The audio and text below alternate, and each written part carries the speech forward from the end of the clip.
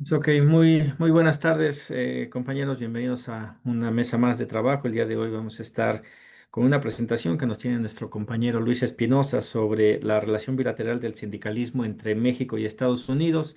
Y pues a ver si también después nos da un poquito de tiempo para pues hablar un poquito de lo que pasó allá en las elecciones en San Luis Potosí, en las cuales estuvo también dándole seguimiento. Pues adelante, Luis, con tu Sí, presentación. gracias Diego.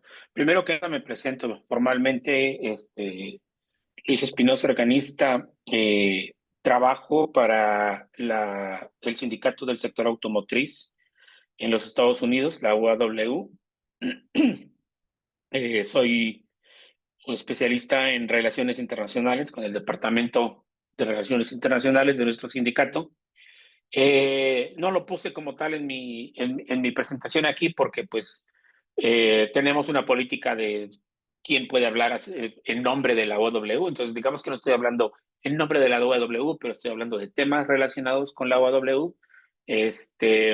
Y eso pues tengo la libertad obviamente en mi propia persona. Soy también un ciudadano común y corriente, mexicano, ex residente en Estados Unidos, ahora estoy en México todavía trabajando para una organización de Estados Unidos. Entonces, digamos que ahora sí que no estoy aquí hablando a nombre de la UAW, pero estoy hablando como activista sindical que en estos momentos está en la UAW. Yo comencé mi carrera sindical en Estados Unidos trabajando para SEIU con el programa de justicia para los trabajadores de limpieza. Trabajaba yo con el local 105 en Denver, Colorado. De ahí pasé a la UFCW, que es el sindicato del sector de alimentos. Organizaba mucho en las eh, empacadoras de carne, supermercados. Ahí pasé como 17 años. Después pasé tiempo con el sindicato de periodistas, igual organizando y negociando contratos con representábamos Associated Press, representábamos The Guardian, Financial Times, Reuters, varias organizaciones de este tipo.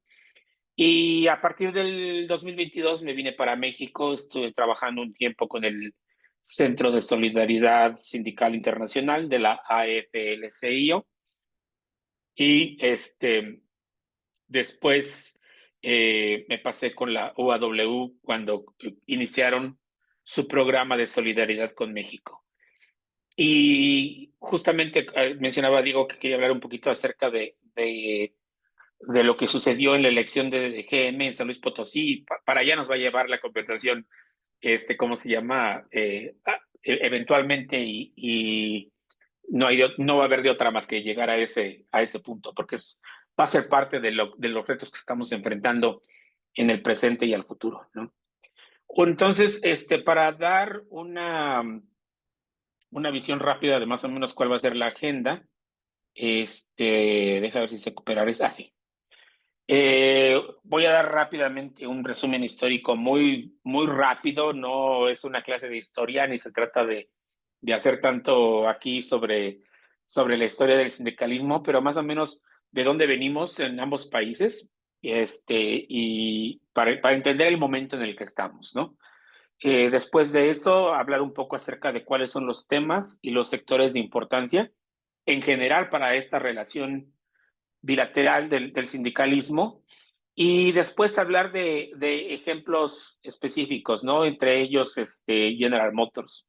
No solamente San Luis Potosí, sino también General Motors en comparación Silao con San Luis Potosí, porque son dos hitos muy importantes, pero además contrastantes.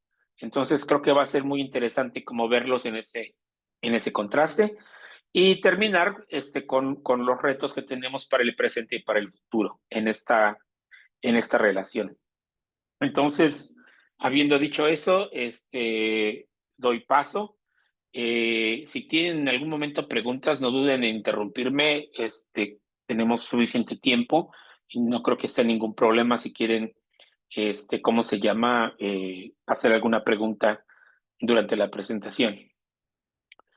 Entonces, para comenzar, vale la pena hablar un poco de, ahora sí que de dónde viene México en esta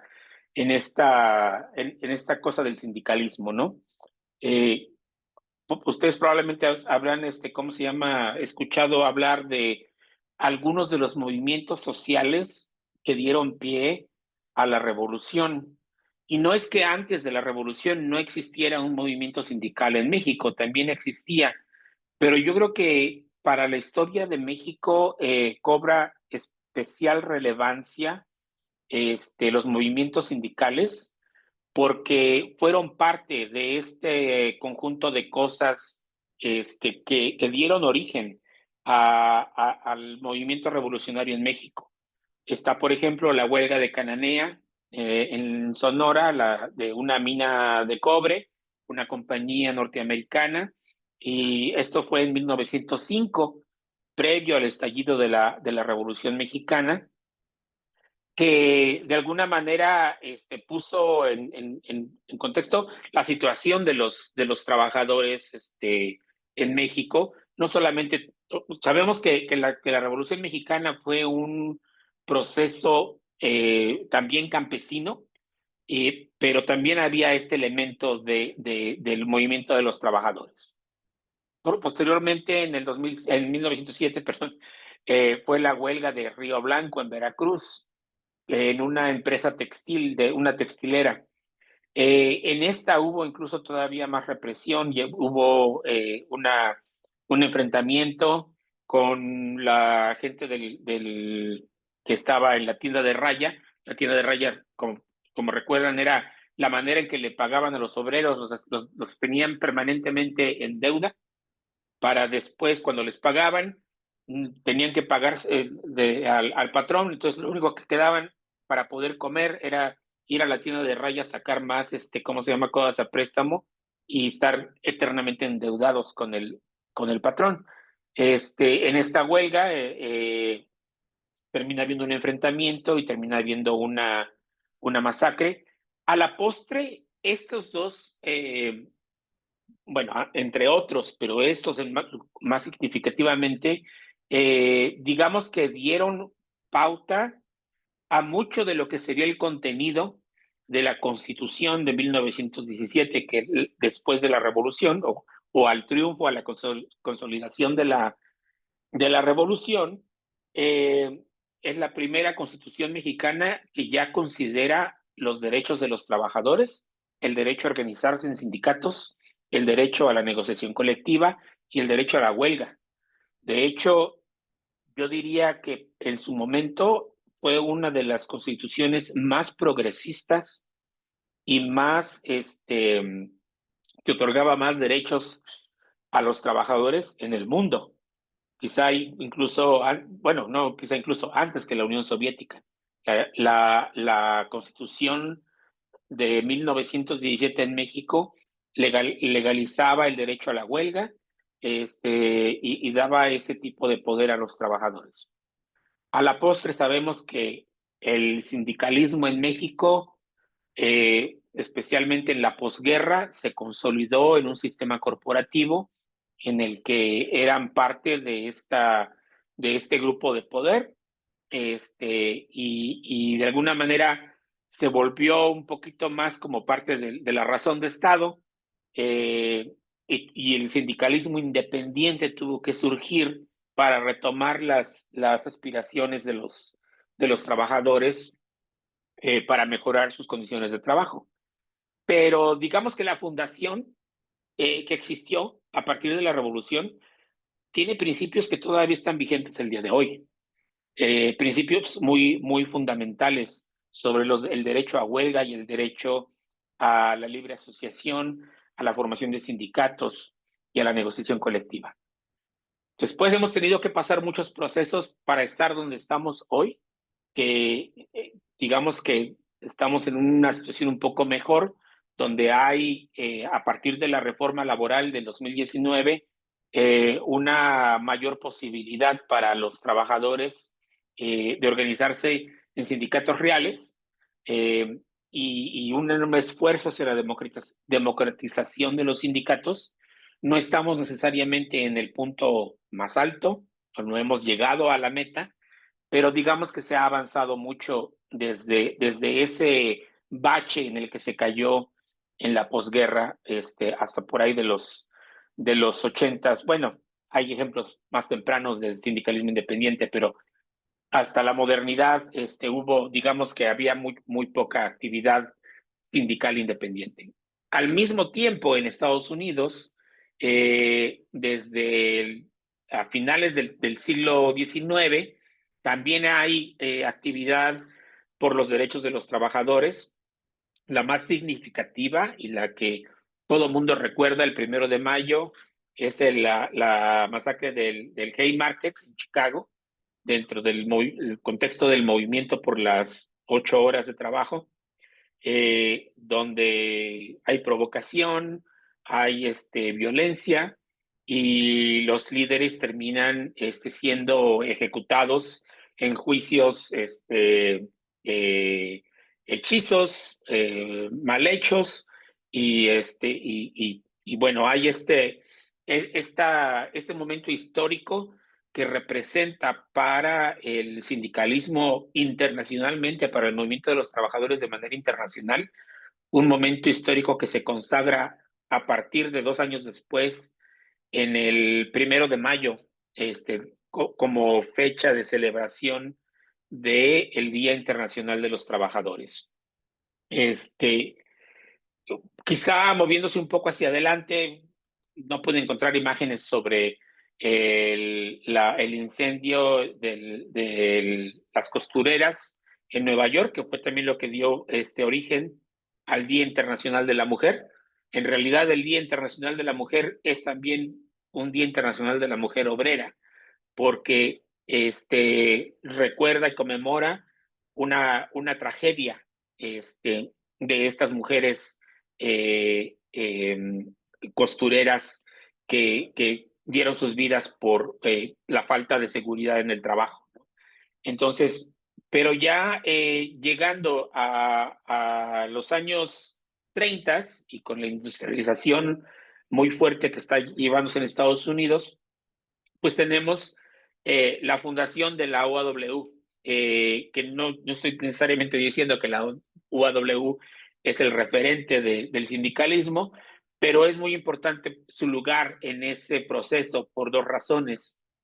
Las huelgas que tienen lugar a principios de los años 30 también coinciden con dos momentos históricos. Por un lado, eh, los Estados Unidos está atravesando una crisis económica fuertísima, que es ¿cómo se llama? La Gran Depresión, que a partir de 1929, con la caída de los mercados, hunde a la población en la depresión económica, y por eso mismo hay mucha actividad social, de activismo social por los derechos de los trabajadores. En ese momento, las compañías grandes como Ford, como General Motors, tienen todavía, digamos que un modelo de crecimiento, tienen dinero, y a los trabajadores pues les da ¿cómo se llama? Les entra el querer luchar y el querer tener, ¿cómo se llama? Su participación en la mesa de negociación para obtener mejores condiciones de trabajo. Allí también nace la ley laboral de Estados Unidos. Fíjese, todavía es como muchos años después, por lo menos casi 2 décadas después de la Constitución de 1917 en México, es que finalmente durante este periodo, cuando entra Franklin Delano Roosevelt, se establece la ley laboral para el sector privado en los Estados Unidos, la Ley Nacional de Relaciones Laborales, que establece el derecho de organizarse en un sindicato, el derecho a juntarse con sus compañeros y negociar. Y pues este es el momento, digamos, en 1935, cuando comienza la actividad sindical más formalizada en los Estados Unidos.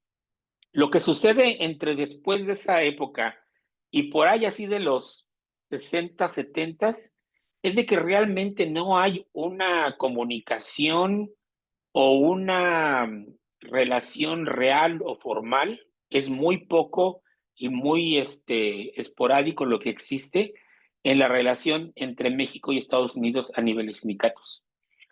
En México, mientras tanto, en los 60 se establece, por ejemplo, Volkswagen en México. Ford y General Motors ya se habían establecido desde los 20 y 30, y no es sino hasta que comienza a haber ya un movimiento de sindicalismo independiente en México que comienza a haber ciertas conexiones. Digamos que hasta ese momento todo era más bien de manera muy formal. La CTM era la que representaba a los trabajadores en México, y la AFL-CIO, la central de Estados Unidos, y los sindicatos realmente no tenían ni el conocimiento ni le daban la importancia que se debía. Es hasta por ahí de los 80, a finales de los 80, cuando digamos que la OW ya comienza a darse cuenta de que necesita ver hacia el sur, por ejemplo. Hay otros movimientos como el de los Steelworkers que también comienzan a tener más comunicación. La United Electrical Workers Union, la UE, también comienza a tener relación con algunos movimientos en México. De hecho, el FAT, el Frente Auténtico del Trabajo, es uno de los primeros sindicatos, yo diría, que tiene una relación muy formal con la UE para promover los derechos sindicales en ambos países y la actividad de solidaridad internacional. Algo que vale la pena mencionar y que yo creo que siempre va a ser controversial y a veces un poco incómodo, es de que durante este tiempo en el que, en la posguerra hasta finales de los 80, también tenemos una situación histórica compleja a nivel mundial, que es la Guerra Fría. Y durante la Guerra Fría, los movimientos obreros del mundo, son, de alguna manera, representan una amenaza para la hegemonía del capitalismo, y por lo tanto, digamos que el trabajo de la AFL-CIO es más como de colaboración con el Departamento de Estado y con los programas encubiertos para atacar y para tratar de consolidar el poder obrero en ciertos movimientos, incluyendo la CTM.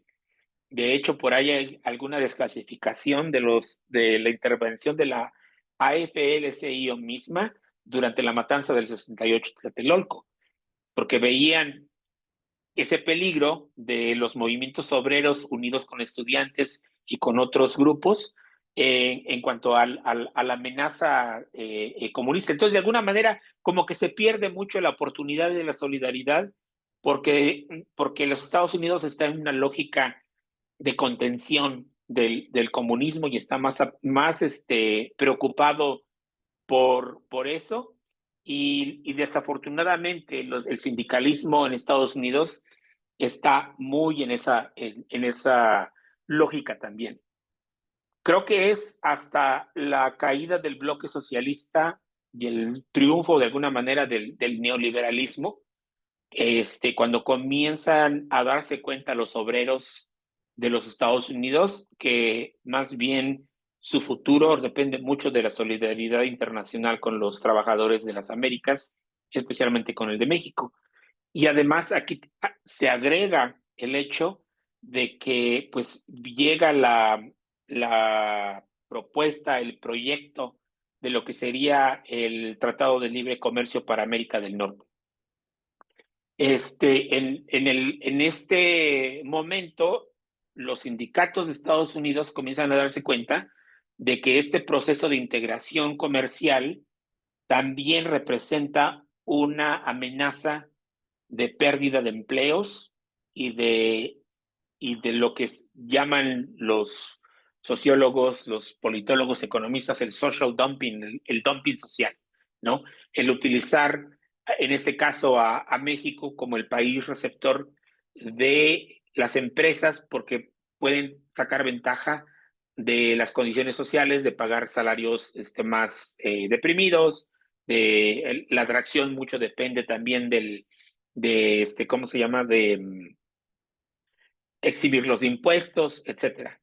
Y yo creo que hay una actividad que todavía es un poco marginal. O sea, United Electrical Workers y el FAC sí son parte de la red mexicana de lucha contra el libre comercio.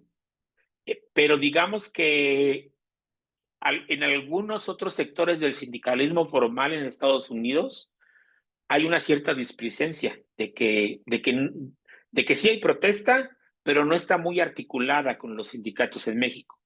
Aparte de que para los sindicatos en México, en ese momento, digamos que lo veían, por lo menos para el sindicalismo oficial, lo veían como una oportunidad de crecimiento, porque implicaba más empleos en México, más industria, y por tanto para ellos más eh, cuotas sindicales, ¿no? Más cuotas de poder dentro de esa lógica.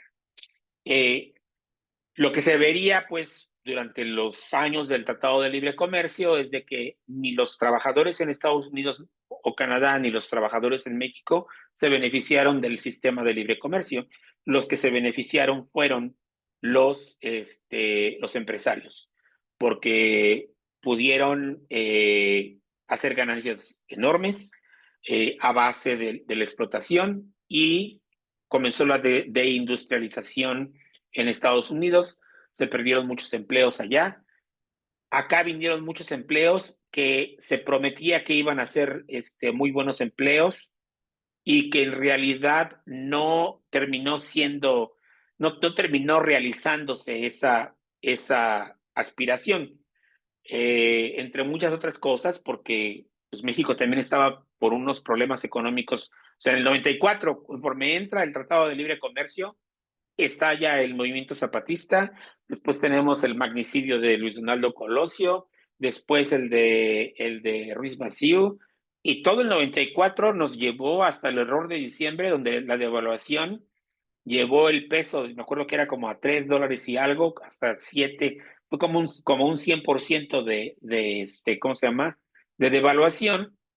Entonces, eso benefició mucho a las empresas que estaban moviéndose, pero digamos que los trabajadores estaban siempre atrás, los trabajadores en México, tratando de ganar el terreno perdido durante todo este tiempo.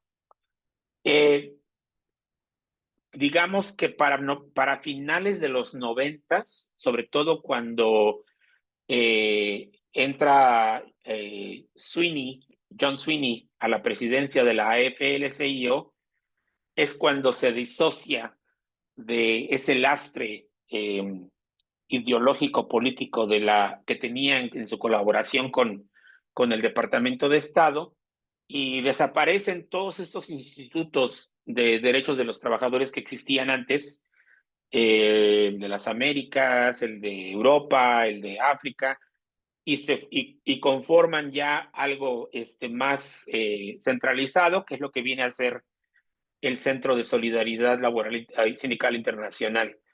Y también, incluso, a propósito, el discurso de anuncio de John Sweeney,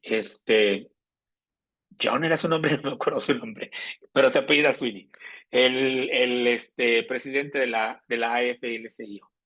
En su discurso en la UNAM es donde él anuncia como este cambio. Ya la FLCIO ya no va a ser patiño de los intereses del Departamento de Estado, sino que va a trabajar en la solidaridad internacional. Y por ahí del 98, 99, no me acuerdo, creo que fue en el 99, es cuando se crea el Centro de Solidaridad y de alguna manera cambia un poco su orientación a realmente crear lazos entre los sindicatos de Estados Unidos y los sindicatos mexicanos.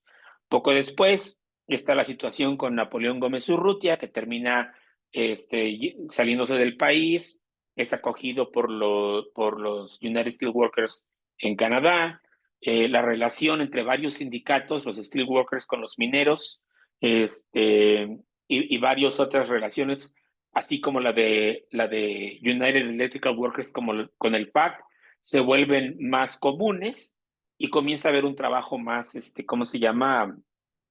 Coordinado en cuanto a las agendas de un país y de otro, de los trabajadores de un país y de otro. Y eso pues nos lleva a la renegociación del Tratado de Libre Comercio, cuando gana Donald Trump la presidencia en el 2016, obviamente su ímpetu populista trae esta idea de que solamente los trabajadores de Estados Unidos han perdido en esta relación y quiere cancelar, renegociar, hacer un montón de cosas. Eh, y digamos que dentro de todo el proceso de renegociación del tratado, logra el sindicalismo, la AFL-CIO, Richard Trumka, incrustarse en ese proceso para poner, o sea, si el argumento es de que el libre comercio solamente ha afectado a los trabajadores, entonces, ¿por qué no poner ciertos, ¿cómo se llama?, requisitos dentro del tratado para que exista un piso parejo para los trabajadores? Al mismo tiempo coincide con la elección de Andrés Manuel López Obrador y digamos que para la 4T ya existía una agenda de reforma laboral en contra de las reformas neoliberales que se habían dado desde los 80 hasta el 2012. Y además ya había conversaciones con la administración de Obama sobre el acuerdo transpacífico, que nunca se llevó a cabo y que cuando entró Trump lo echó abajo, pero que de alguna manera ya había puesto sobre la mesa la necesidad de reformar la ley laboral en México, y para adecuarla a ser el movimiento más democrático, el sindicalismo más democrático.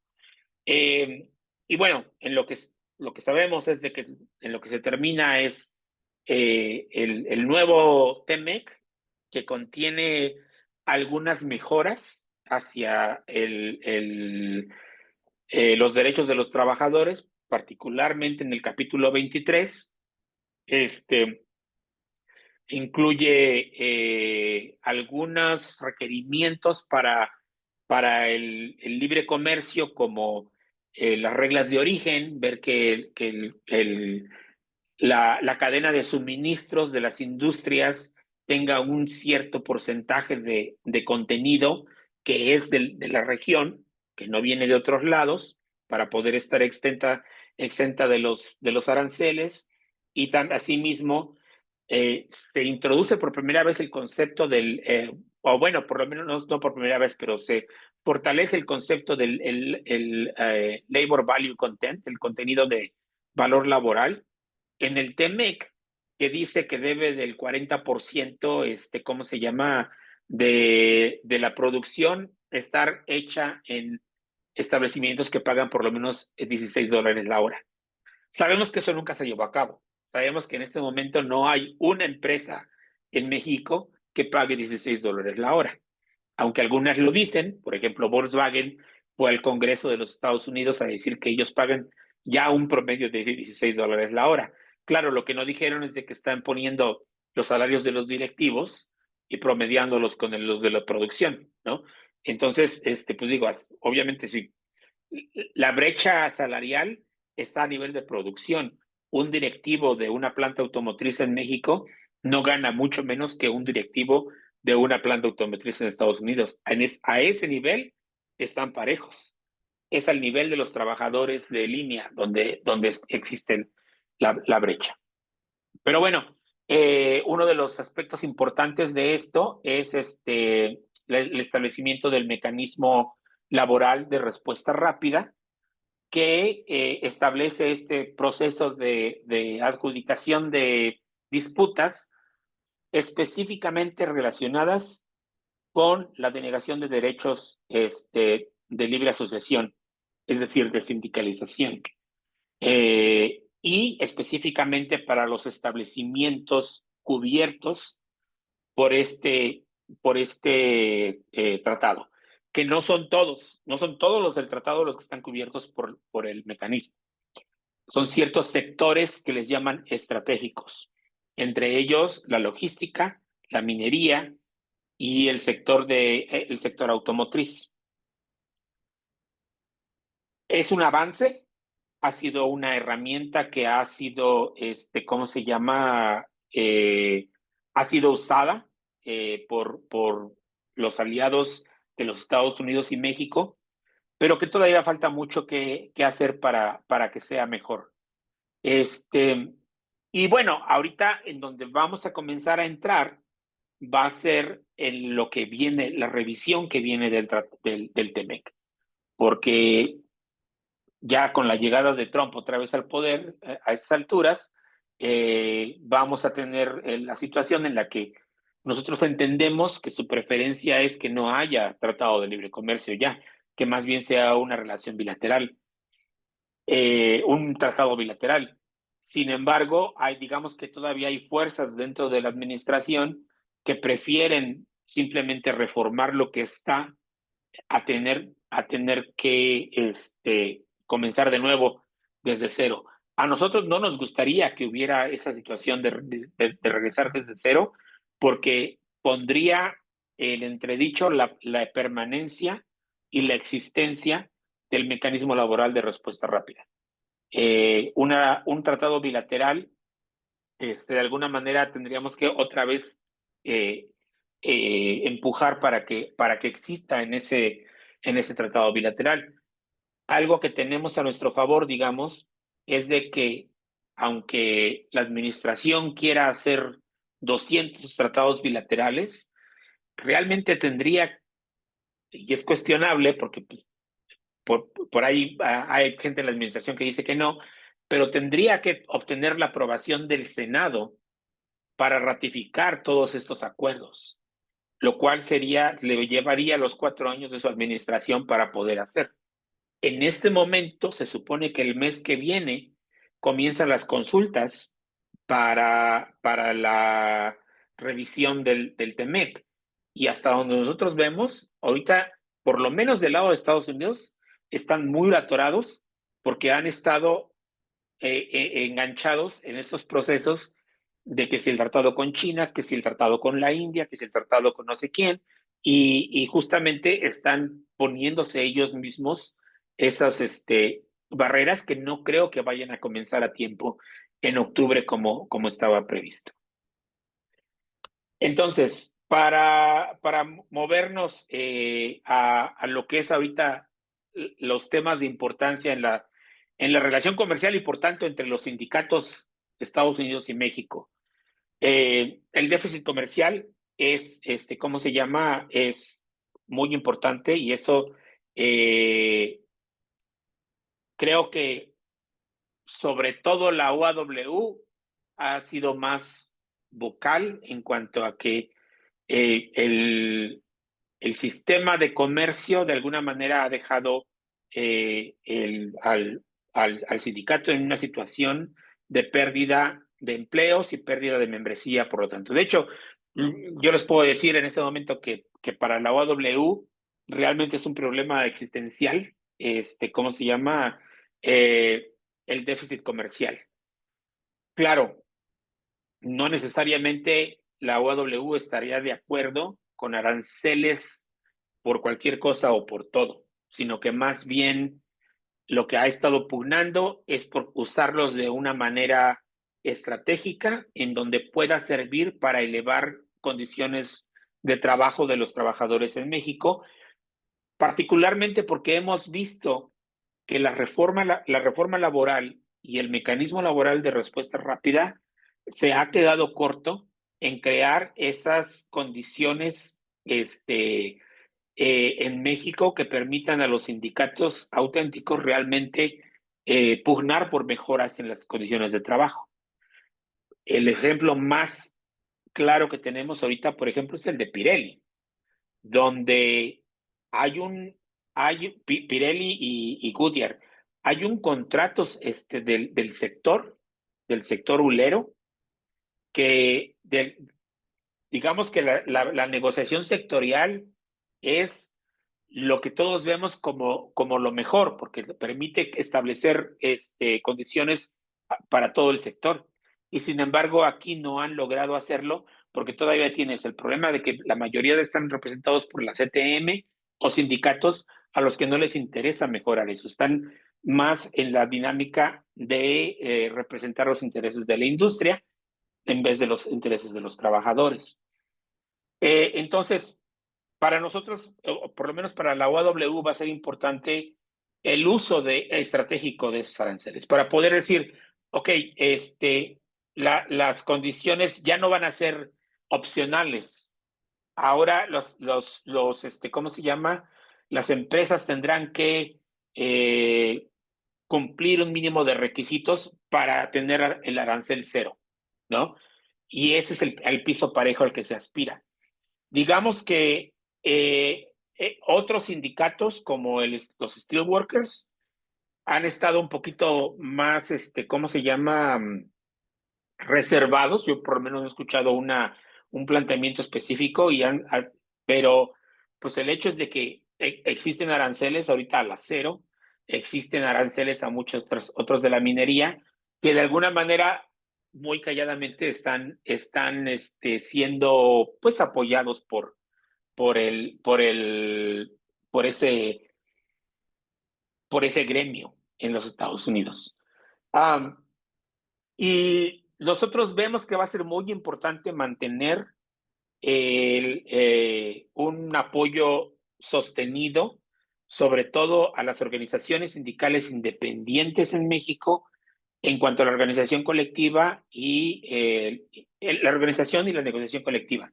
Eh, tenemos nosotros eh, relaciones especialmente con la industria automotriz en México, con los sindicatos de la industria automotriz en México, para intercambiar información. O sea, Volkswagen estuvo negociando su revisión salarial apenas este mes que terminó, en agosto. Nosotros estamos en plena negociación con Volkswagen en Chattanooga. Eh, y los problemas son distintos, la, la base sobre lo que negociamos es distinta, pero mucha de la información que podemos intercambiar nos sirve a uno y otro. Intercambiamos información con Cintia sobre General Motors y de igual manera lo hacemos con todos los demás sindicatos con los que tenemos una relación. Eh, y pues eso es algo que vamos a seguir, en lo que vamos a seguir trabajando.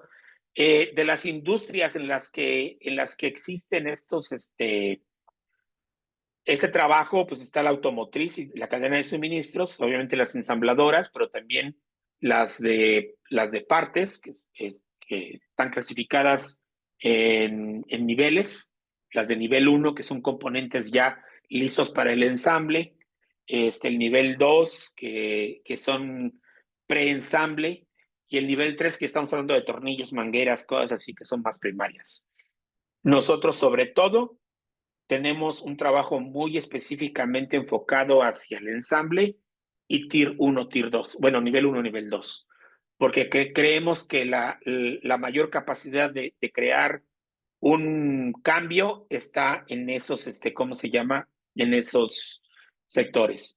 También es el sector aeroespacial, el de implemento agrícola y maquinaria, como en el caso de Caterpillar. En el sector aeroespacial hemos estado trabajando con los compañeros de Amphenol allí en Nogales también.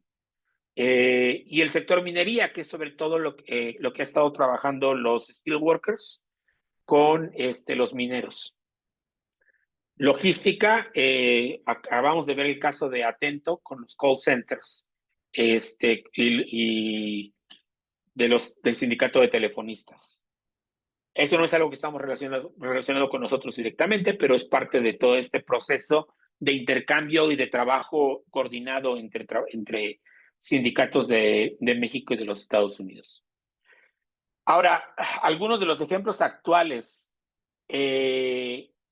justamente yo creo que quisiera hablar sobre todo de General Motors. General Motors fue, en el caso de Silao, uno de los primeros, si no es que el primer caso del mecanismo laboral de respuesta rápida. Y lo que ocurrió fue de que, como ustedes recuerdan, el resultado de la implementación de la reforma laboral del 2019 venía con una obligación de los sindicatos de legitimar los contratos colectivos. Esta legitimación era obligatoria para todos los contratos, y el no hacerla o el que los trabajadores votaran que no implicaba la invalidación del contrato, pero además también la pérdida de la representación de ese sindicato en ese contrato. Entonces, digamos que eso abrió una oportunidad muy particular para muchos sindicatos independientes para pelear la titularidad a los sindicatos establecidos. Y así fue como comenzó el caso de General Motors en Silao, un caso que de hecho, este, digamos que parte de su origen fue durante la pandemia del COVID, cuando había mucha gente que la obligaban a trabajar y están llegando a estos lugares confinados, había contagios, había descontento de los trabajadores, y ahí comenzó mucho lo que fue la organización de los trabajadores, que eventualmente se contactaron con Silas y a través, creo que, de los trabajadores de Honda, y que comenzaron a organizarse y a prepararse para esta lucha. Cuando se llevó a cabo la legitimación de ese contrato, la CTM hizo los chanchullos que siempre sabe hacer, ¿no? De tener golpeadores, de no permitir la entrada a observadores, un montón de cosas así, que llevó a que el representante de comercio incluso eh, emitiera una queja autogestionada, o sea que ni siquiera Cintia tuvo que meter la queja para el mecanismo, sino que el mismo representante de comercio de los Estados Unidos fue el que metió la queja para que se repusiera el proceso. Eventualmente la CTM tuvo que aceptar que había irregularidades y se repitió el proceso en el que ganó el no, y eso dio la pauta para una elección de representación que terminó ganando Cintia, recién constituido como sindicato. Este fue un triunfo muy esperanzador para todos. Se hablaba en todos lados de una primavera sindical en México, casi como las revoluciones de colores que luego se las hacía en otros lados, ¿no? Y las primaveras de aquí y de allá. En realidad, lo que vimos es de que los empleadores, los patrones, aprendieron a adaptarse a esta nueva realidad y con ello han agarrado al, a los impartidores de justicia y a las agencias que se supone que harían cumplir la ley laboral en México, un poquito como entre segunda y tercera, porque lo que sucedió en San Luis, en GM San Luis, fue completamente diferente. Ahí, la campaña de General Motors en apoyo al sindicato Carlos Leone fue de una manera más al estilo de los Estados Unidos. Fue una campaña que yo típicamente me he enfrentado en mis 20 años de organizar en Estados Unidos. No, obviamente ya no hay robo de urnas, ya no hay golpeadores, ya no hay nada de eso que es sexy y que llama la atención a los actores internacionales y a las autoridades en México, sino que es las juntas de audiencia captiva donde están terapiando a los trabajadores todos los días, todos los días, todos los días, la ayuda así por debajo del agua, lo que sería como la guerra de baja intensidad, ¿no? No hay nada así escandaloso que, que el representante de comercio pueda decir, aquí hubo esto, sino que es más por debajo del agua y más como al mismo tiempo aparentando que no quieren, que ellos respetan la voluntad del trabajador, cuando que en realidad han estado estuvieron apoyando al sindicato Carlos Leone, estuvieron dándole facilidades de acceso que no tenía Cintia y que de alguna manera pues llegó a incidir en el resultado de la elección. Y ese es un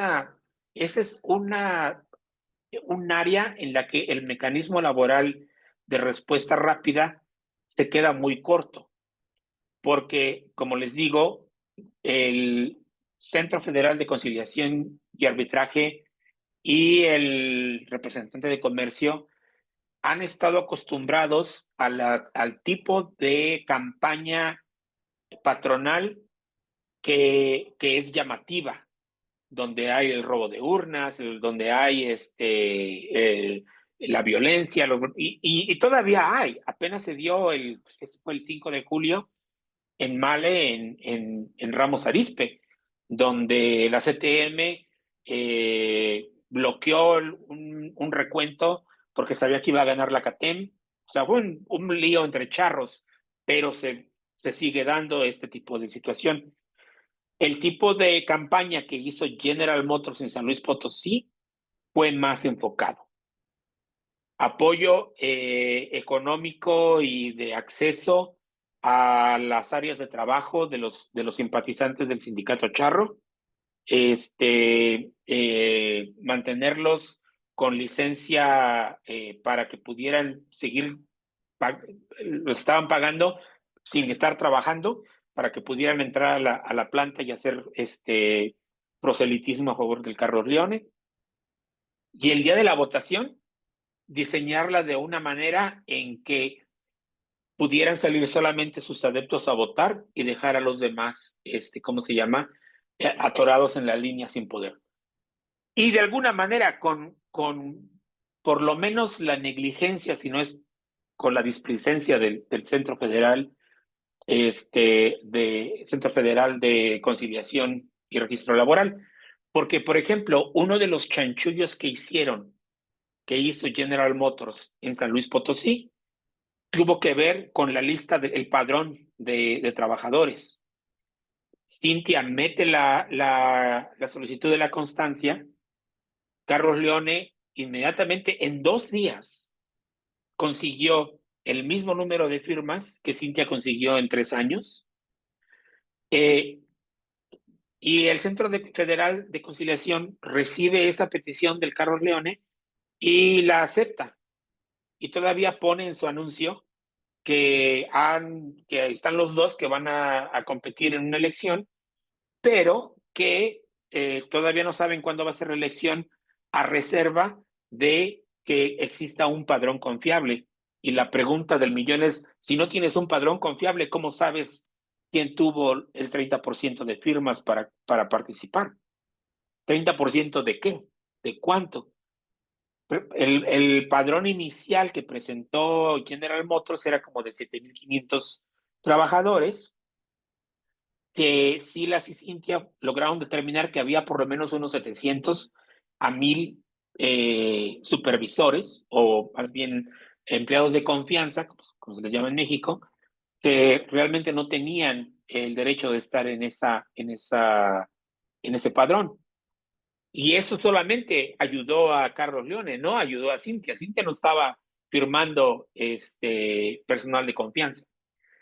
Y sin embargo, el Centro Federal le dio entrada a esa solicitud adhesiva sin ni siquiera tener una lista exacta de cuántos trabajadores existían y quiénes eran.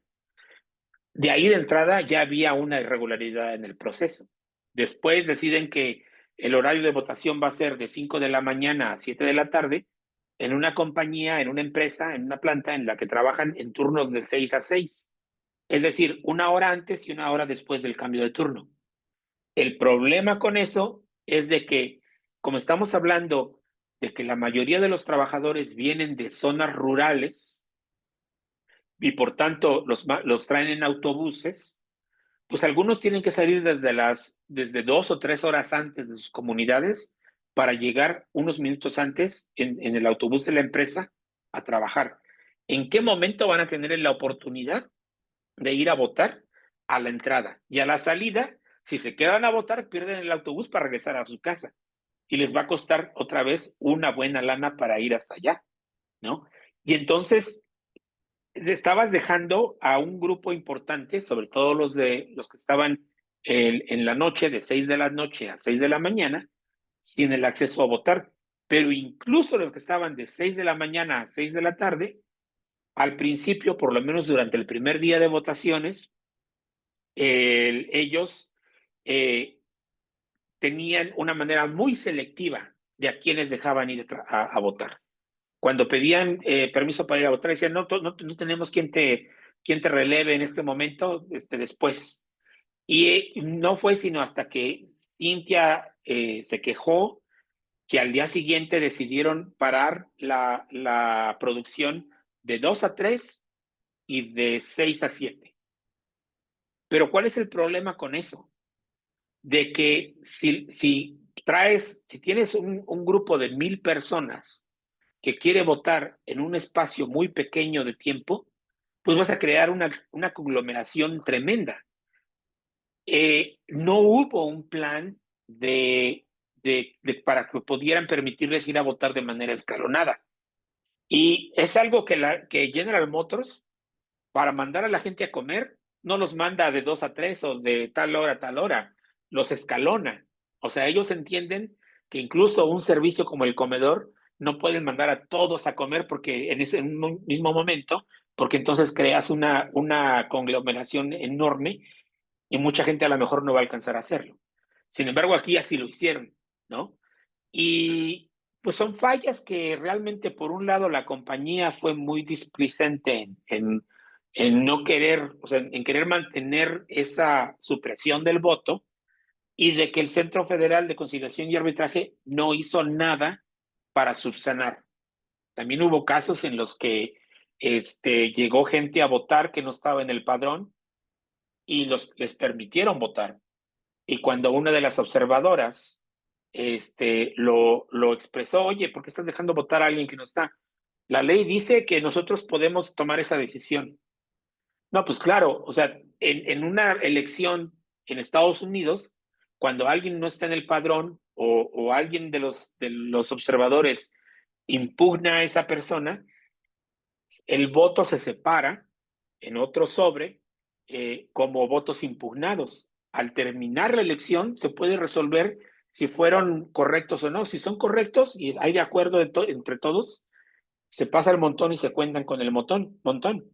Pero si no, hay que ir a una audiencia para determinar solo si el número de votos impugnados puede cambiar el resultado, que de hecho es la situación que tenemos ahorita en Blue Oval, en la elección en Kentucky de la OAW, donde ganamos la elección, pero hay 40 votos impugnados que podrían cambiar el resultado de la elección y que no vamos a, o sea, seguimos diciendo que la ganamos, pero no vamos a saber hasta que se decida cada uno de esos votantes si tenían derecho o no a votar, ¿no?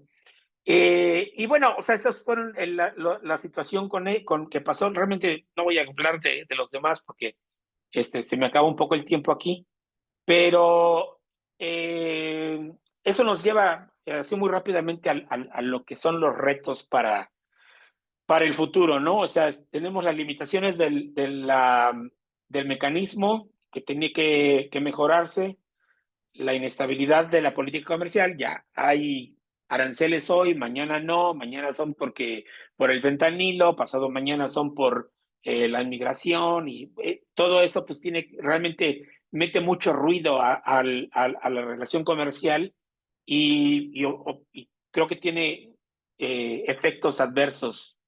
eh, Viene la revisión, habrá que traer varias cosas sobre la mesa. Lo estamos haciendo, por ejemplo, nosotros estamos programando una reunión con todo el sector automotriz, tanto ensambladoras como cadena de suministros, para tener un posicionamiento conjunto de miras a la renegociación, y eso ya va a ser pronto.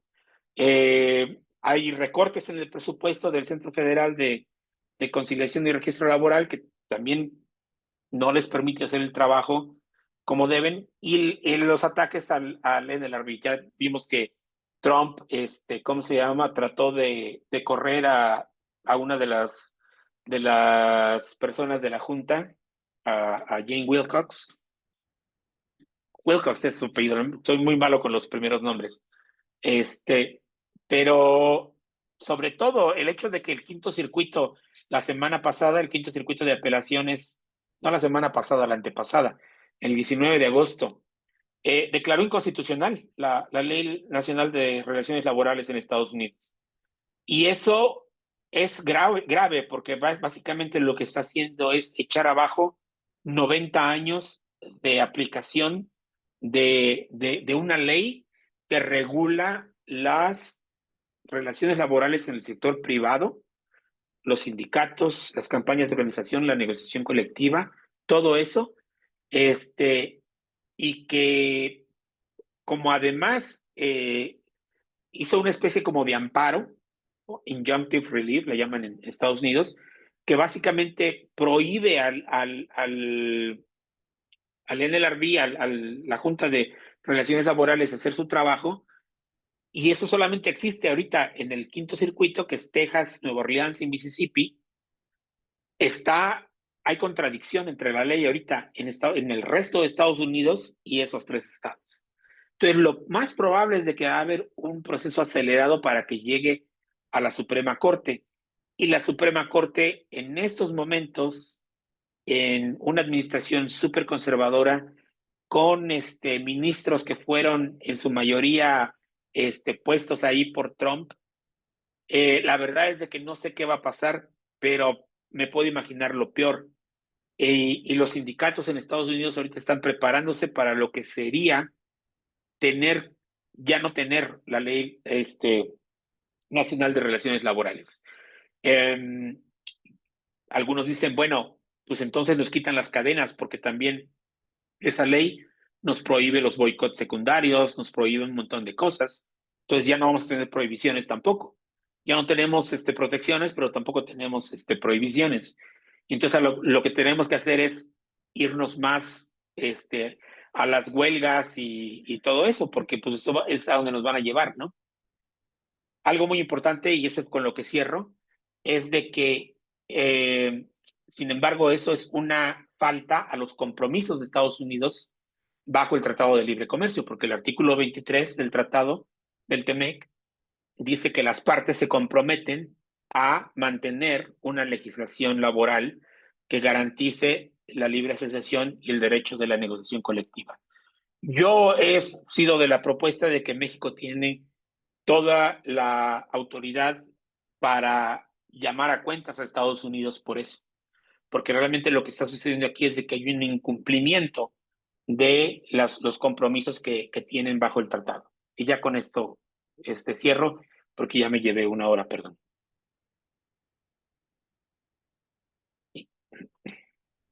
Gracias, Luis. Pues ahí está, muy buena presentación. Los retos son bastantes. Aquí una pregunta que ahorita me salía con lo que parte que cerraste. ¿Quién es el encargado de llamar a cuenta Secretaría de qué secretaría sería la que debería de estar haciendo eso? Supongo que debe de partir de la Secretaría del Trabajo, que tiene que llamar a consultas a sus contrapartes en Estados Unidos. Eh,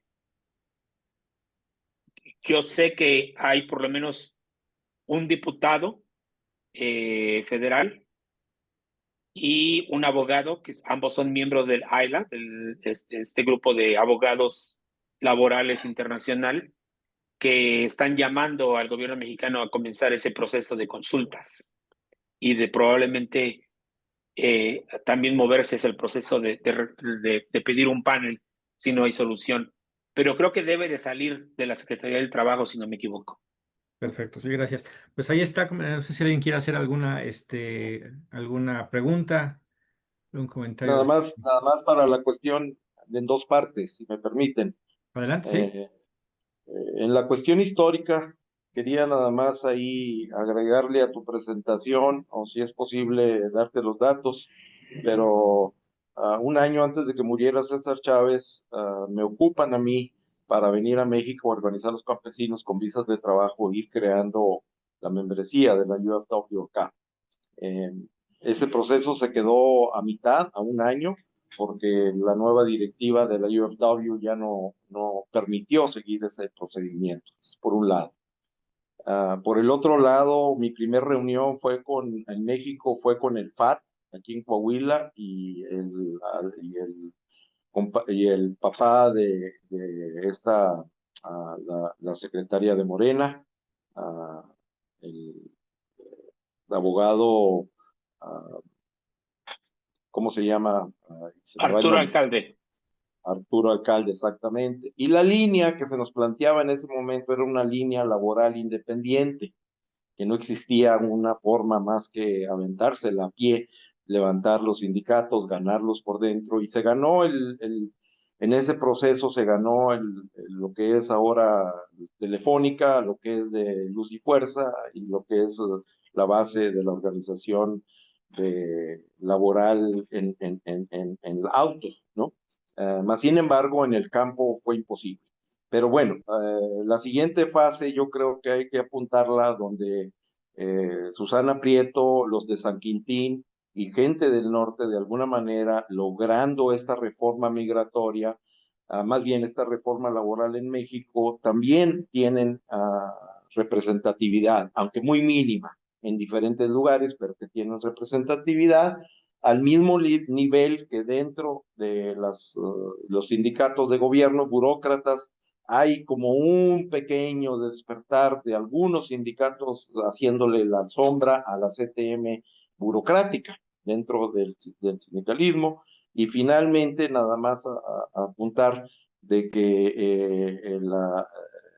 el cambio de solidaridad en la estrategia en México también deja una situación donde yo creo, en lo personal, que el asumir una bandera antiimperialista o anticapitalista o anticompañía muy de izquierda, uh, pues nos sacó de estar en contacto con las bases que pedían más organización, tipo, pues que pudiera agarrar las ventajas de organizar a nivel dentro de una compañía como Cintia, ¿no? De que el ataque iba a venir desde las conciencias de los trabajadores, no de la conciencia política, sino más que todo en la organizativa, ¿no? Entonces, en ese sentido, nomás quería ver si se puede contribuir en ese sentido y ver lo que está aquí. Para finalizar nada más. La última reunión de todo el sindicalismo en México, en la Ciudad de México, hace 2 meses, llamado por la presidenta para establecer la dirección contra el Tratado de Libre Comercio o por el Tratado de Libre Comercio, fue 100% respaldado por todo el sindicalismo, y la línea que se dio ahí es que hay que ser solidarios, hay que todos estar juntos, unidos por México, y eso marcó para mí un antes y un después. ¿Por qué? Porque de ahí se empezaron a desprender alianzas que nunca habíamos podido nosotros tener, alianzas con la CTM, pero a nivel de SNAC, que buscan la sobrevivencia, porque ya es lo mismo el ataque de los transportistas de un lado y del otro, de los empacadores de un lado y del otro, y a nivel más pragmático, a nivel de organización, y ir ganando localmente diferentes partes, ¿no?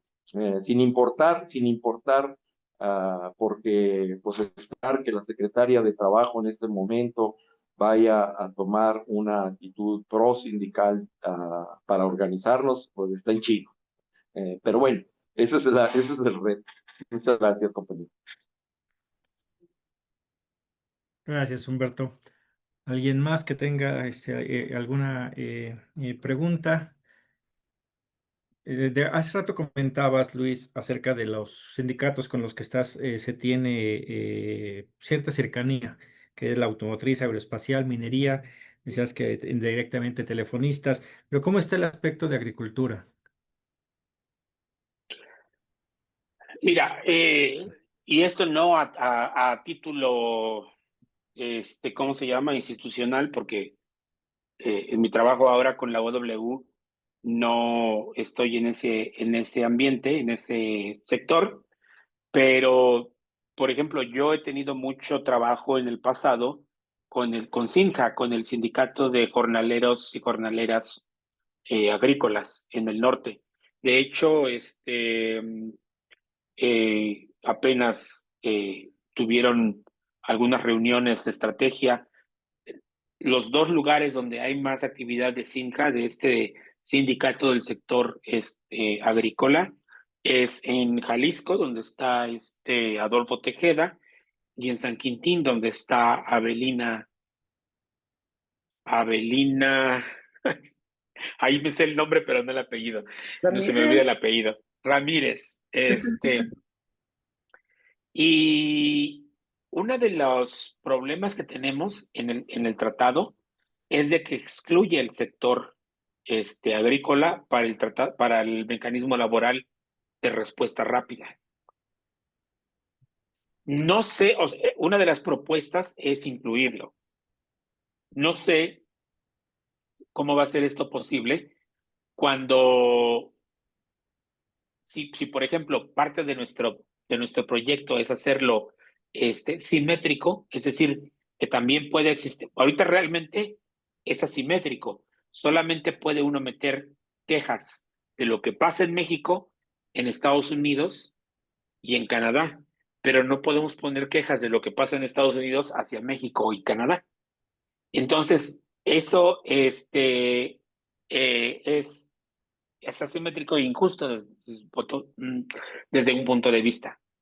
Ahora, la razón, y no defiendo eso, pero la razón es que el déficit comercial que existe entre los países hace que los dientes para hacer cumplir el mecanismo sean más filosos en esa dirección que en la dirección contraria, porque el castigo por no cumplir con el tratado o por violar los derechos de los trabajadores es que les nieguen el acceso al mercado estadounidense.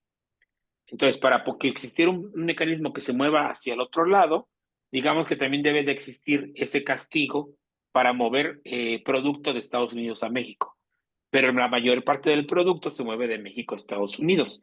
Por eso es de que sí es parte de nuestra agenda hacerlo simétrico, pero entendemos que va a tener sus limitaciones. Y ahora, por el otro lado, el sector agrícola está fuera de la Ley Nacional de Relaciones Laborales en Estados Unidos. Parte del legado racista de los años 30, cuando pasó la ley, era de que para poder obtener los votos de los senadores del sur, tuvieron que llegar a acuerdos con ellos en los que se excluía el sector agrícola y el sector doméstico, del trabajo doméstico, particularmente porque eran los trabajos de los afroamericanos en ese momento. Y entonces era como ese acuerdo político que hicieron con los Dixiecrats en el sur, nos apoyan para pasar esto, pero no vamos a tocar sus intereses de ustedes, porque ustedes no quieren que sus empleados agrícolas y domésticos tengan derechos. Entonces, ese es también va a ser una especie de reto para incorporar al, al sector agrícola a este sistema. De todas maneras, yo pienso que hay muchas áreas en las que a lo mejor digo, no sé, una negociación podría ser que se mantuviera la asimetría en ese sector, ¿no? Que fueran nada más quejas de lo que sucede en México hacia Estados Unidos, aunque en realidad sabemos que si hay un sector explotado en Estados Unidos es justamente el agrícola, porque también son inmigrantes, también son mexicanos los que están haciendo la mayoría de ese trabajo. Entonces, eso digamos que va a ser un problemilla, va a ser un reto No sé hasta qué punto logremos avanzar en una negociación en ese aspecto. Pero pues hay, digo, para, para, para decir, y para mencionar otra cosa, también está lo de otro de los nuevos, ¿cómo se llama? Sindicatos que está trabajando en un sector que no ha sido tradicional, porque lo de Atento, que sucedió con los call centers, no es tan tradicional, no es un producto, es un servicio. Ahora es también Citravix, que se acaba de consolidar como sindicato de la industria del transporte, que están encargados de mover producto físicamente entre México y Estados Unidos y que por ahí se ve también ¿cómo se llama? Un futuro muy interesante. Perfecto, gracias. Adelante, Meisu. Yeah, one problem with agricultural work is that it's seasonal in the United States. And so it's very different when there is like a more permanent job. So we have a lot to do just in the United States with reform around the H-2A visa and so on. But I had a question for Luis and a question for you, Diego. The question for Luis is in the call center sector, is the CWA involved? Sí, de hecho, CWE ha estado bastante involucrado en la cooperación con el sindicato de telefonistas. Tienen una relación muy estrecha eh, y son, digamos que tienen un programa de trabajo muy fuerte y estrecho. No, that's good to hear. And Diego, I'm just wondering what to do about STPS. We've seen numerous times where they have really sided with the employers instead of the workers. We saw that in Camino Rojo. We just saw that in Seat Rabix. We saw that at in what you just mentioned at GM San Luis Potosi. Really unhelpful, really taking the side of the employer. What can be done? Probably mostly by Mexicans, but if there's any support that can be given from outside too, we'd love to know. Sí, y estamos, parte de las funciones de lo que estamos buscando con las mesas de trabajo es identificar estas problemáticas. Hace un rato y al inicio de la reunión del día de hoy hablábamos con este Humberto acerca de lo que tiene que hacerse, ¿no? La Secretaría del Trabajo hace bastantes cosas y aparentemente en el papel están bien, pero hace falta esa bisagra de una organización que realmente revise lo que está pasando por allá y que le pueda dar seguimiento para que no queden cosas burocráticas en el que la Secretaría se va por el pretexto de que no existen recursos, que es una de las problemáticas que hay. Igual ahorita la ponía este ejemplo, Luis, ¿no? Uno de los retos es pues los recortes presupuestales que hay. Queremos crear algo que ya están con todas las organizaciones que ya están trabajando, que seamos las que estemos evaluando qué se está haciendo y poder presionar de esta manera a la Secretaría del Trabajo para que ellos sean los que estén siendo supervisados por nosotros mismos. De otra manera, es básicamente seguir con lo mismo, dar la queja, que ellos digan que están trabajando o que no tienen suficientes recursos o esconder ahí la información. Entonces, el objetivo es precisamente crear esa cooperación entre sindicalistas aquí en México, en Estados Unidos, abordar los diferentes temas en los ámbitos en el que tenga que llevarse, que pues evidentemente uno de ellos pues es el Tratado de el TEMEC, ¿no? El USMCA, pero por otro lado, aquello que no esté en el Tratado de Libre Comercio, sí se puede ver a través de la cooperación sindicalista. Y lo que no quede en la cooperación sindicalista tendrá que ir exclusivamente a los derechos laborales, a atender cada una de las cosas cuando se puede en conjunto. Hay cosas que el TEMEC cubre lo sindicalista y lo de laboral, hay cosas en los que no. En aquellos en lo que se pueda trabajar nada más sindicalista y laboral se hará, pero en dado caso de que no, crear la estructura para ir nada más sobre los derechos laborales. Una de las cosas que se están solicitando es la formación de talleres para que los trabajadores conozcan sus derechos. Si alguien está en el campo y no hay manera de ponerlo de manera sindicalizada, por lo menos sí que vaya a sabiendas que tienen derechos que pueden ellos pelear. Y es lo que queremos crear, ese tipo de organizaciones que puedan servir de presión para lo que no pueda hacer el gobierno, empezar a nosotros hacerlo. ¿Alguna otra pregunta? Igual, ojalá y avisar la diputada Roselia Suárez está al pendiente de lo que estamos haciendo. Ella se ha reunido en estos días con varios sindicatos allá en Estados Unidos, gracias a la colaboración con el Mexican Solidarity Project, que pues son los que nos están ayudando ya con todas estas organizaciones, el DSA también. Y esperemos que juntar todos estos sindicatos que pues ya se está platicando con ellos. En octubre vienen también acá, vamos a hacer reuniones con sindicatos aquí en México y ojalá y podamos crear esta estructura entre todos para fortalecer a final de cuentas al empleado, ¿no? Al trabajador. Ojalá y vamos a empezar a promover, no sé, te voy a comprometer, Luis, para que esta misma presentación la podamos hacer en inglés, puesto que hay muchos jóvenes que están allá de aquel lado en Estados Unidos que son sindicalistas, que jóvenes que creo que se pueden sumar también a esta labor para ejercer esas problemáticas, que de aquí me viene la pregunta hacia ti de los retos que identificas. ¿Cuáles son de todos ellos? Porque hay unos que se me hacen un poco muy difícil que vayamos a poder tumbar, como es la de los recortes presupuestales. No creo que vayan a voltear a decir se va a cambiar, pero de estos que has descubierto, ¿cuáles se pueden solucionar o aliviar un poco en México y cuáles tendrían que enfocarse a Estados Unidos? Yo creo que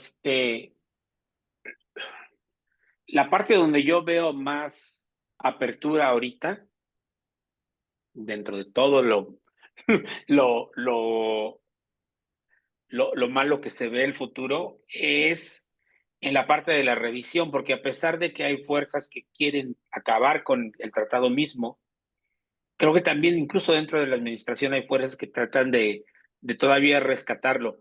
Sabemos que hay actores que están en este momento en la administración que fueron parte de la negociación en el 2018. Entonces, de alguna manera es una casi algo personal de ellos, de querer rescatar el tratado porque pues fue su bebé de ellos, ¿no? Entonces, creo que allí hay una oportunidad para, para proponer cosas que puedan, ¿cómo se llama? Eh, cambiar un poquito la dinámica al favor de los trabajadores. Eh, no sé si se va a poder dar a nivel de, por ejemplo, honestamente, lo vamos a poner en la mesa, pero no sé cuál es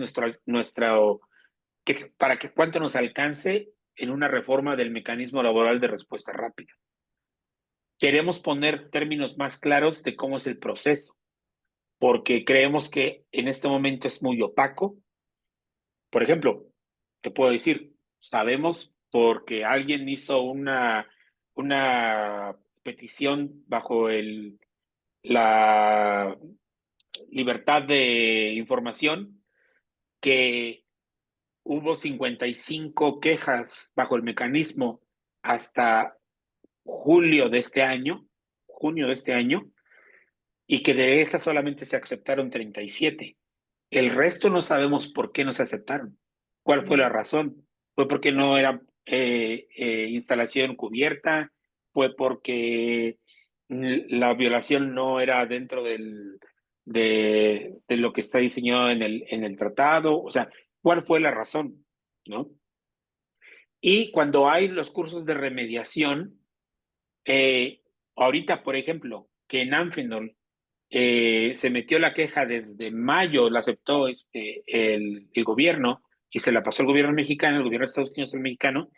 eh, Sabemos que han estado haciendo recontrataciones de los que despidieron, bueno, reinstalaciones.